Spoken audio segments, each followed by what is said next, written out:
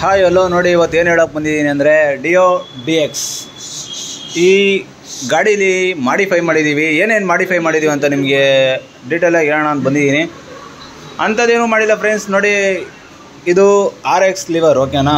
RX ಯೋಕು ಎರಡನ್ನೂ Chrome ಮಾಡಾಕಿದ್ದೀನಿ. ಹಳೆ ಡಿಯೋದನ್ನ ತೆಗೆದುಬಿಟ್ಟು RX ಮಾಡಿದ್ದೀನಿ. ಇದು ಈ ರೀತಿ ಮಾಡೋದ್ರಿಂದ ನಿಮ್ಗೆ ಏನಾಗುತ್ತೆ ಅಂದರೆ ಬ್ರೇಕ್ ತುಂಬ ಶಾರ್ಪ್ ಆಗಿರುತ್ತೆ ಮತ್ತು ತುಂಬ ಕಂಫರ್ಟಬಲ್ ಆಗೂ ಇರುತ್ತೆ, ತುಂಬ ಚೆನ್ನಾಗಿರುತ್ತೆ. ನೋಡಿ ಫ್ರೆಂಡ್ಸ್, ಈ ಕಡೆನೂ ಚೇಂಜ್ ಮಾಡಬೇಕು. ಇದು ಹಳೇದು ಮಾಡಿದ್ದೀವಿ, ಸೇಮ್ RX ಹಾಕಿದ್ದೀವಿ, ಬಟ್ ಕ್ರೋಮ್ ಆಗಿಲ್ಲ. ಅದರಿಂದ ಕ್ರೋಮ್ ಮಾಡಿರೋ ಪೀಸ್ನ ತಂದಿದ್ದೀವಿ. ನೋಡಿ ಫ್ರೆಂಡ್ಸ್, ಕ್ರೋಮ್ ಮಾಡಿರೋದು ಹೀಗಿರುತ್ತೆ.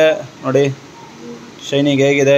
ಈ ರೀತಿ ಶೈನಿಂಗ್ ನಿಮಗೆ ಬೇಕು, ನಿಮ್ಮ ಗಾಡಿಗೆ ಏನಾದ್ರು ಅವಶ್ಯಕತೆ ಇದ್ದರೆ ಕೆಳಗಡೆ ಡಿಸ್ಕ್ರಿಪ್ಷನಲ್ಲಿ ನಾನು ನಂಬರ್ ಕೊಡ್ತೀನಿ. ಆ ನಂಬರ್ಗೆ ಕಾಲ್ ಮಾಡಿ, ನಾನು ನಿಮ್ಗೆ ಹೇಳ್ತೀನಿ.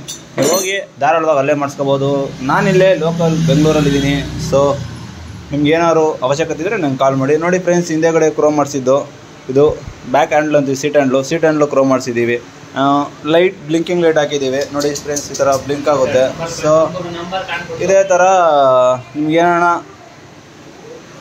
ಮಾಡಿಫೈ ಮಾಡೋ ಅವಶ್ಯಕತೆ ಇದ್ದು, ಇಲ್ಲ ಮಾಡಿಫೈ ಮಾಡೋದು ಹೇಗೆ ಅಂತ ನಿಮ್ಗೇನಾದ್ರು ತಿಳ್ಕೊಬೇಕು ಅಂತಿದ್ರೆ ನಮ್ಮ ಚಾನಲ್ಗೆ ಸಬ್ಸ್ಕ್ರೈಬ್ ಮಾಡಿ, ಮತ್ತು ನಮ್ಮ ಚಾನಲ್ಗೆ ಕಮೆಂಟ್ ಮಾಡಿ.